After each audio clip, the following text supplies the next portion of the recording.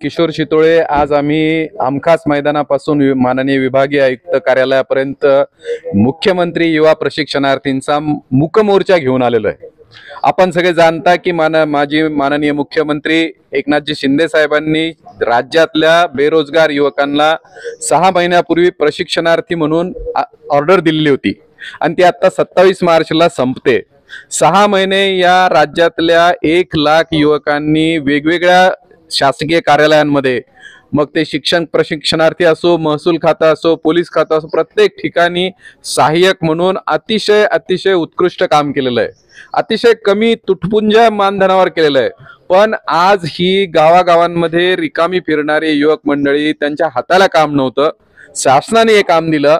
पण आता 27 मार्चला ही ऑर्डर संपते आणि यांना जर हे काम पुढे कार्यरत राहिलं नाही तर या बेरोजगार युवकांनी करायचं काय?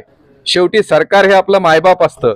आजच्या युवकांना हाताला काम देणं हे सरकारचं कर्तव्य असतं आणि ही 27 मार्चची जी दिलेली ऑर्डर आहे ही पुढे मुदतवाढ व्हावी, या युवकांचं काम कार्यरत पुढे चालू ठेवावं, यासाठी आम्ही आज शासनाच्या निदर्शनास ही गोष्ट आणण्यासाठी आज मूकमोर्चा काढलेला आहे। आज राज्यातल्या अधिवेशनाचा पहिला दिवस आहे आणि आम्ही माननीय विभागीय आयुक्तांच्या माध्यमातून माननीय मुख्यमंत्र्यांना आमचं निवेदन दिलेलं आहे की आम्हाला कार्यकाळ वाढवून द्यावा। आम्ही चांगल्या प्रकारे काम करणारे युवक आहोत, आम्हाला रोजगाराच्या संधी उपलब्ध करून द्याव्यात, ही सरकारची जबाबदारी आहे आणि हे आम्ही अतिशय शांततेने संविधानिक मार्गाने आम्ही आजचा हा सगळ्या महिला युवती आपण जर बघितलं तर या मूकमोर्चामध्ये आज 4 जिल्ह्यांमधून 2000च्या वर ही आज संख्या आज या मोर्चामध्ये होती आणि आपणही मी माध्यमांना विनंती करतो की आपणही आमचा आवाज या सरकारपर्यंत पोहोचवावा।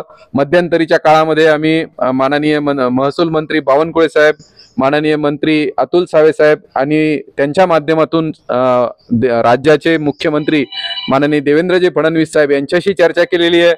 त्यांचाही याला सकारात्मक सूर आम्हाला दिसतोय, पण अद्याप निर्णय झालेला नाही। त्याच्यामुळे तो निर्णय तातडीने पहिल्या दिवशी देऊन आमच्या सगळ्या युवकांना आनंदाची बातमी देणं या सरकारचं कर्तव्य आहे, त्यासाठी मी विनंती करतो। धन्यवाद।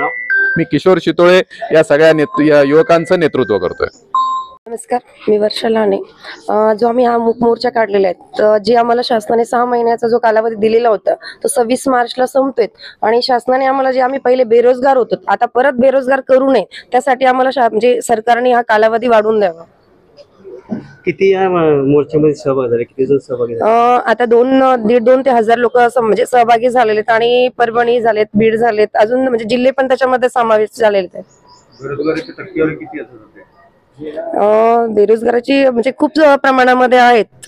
सरकारने जर तुम्हाला वाढून दिलेलं नाही तर पुढचा पाऊल काय सरकार म्हणजे आमची तर सरकारकडनं म्हणजे सकारात्मक हे निर्णय घेत आहेत। ते जर वाढून नाही दिले तर आम्ही करू, आता जे पुढचे प्रयत्न आहेत ते आम्ही चालूच ठेवणार।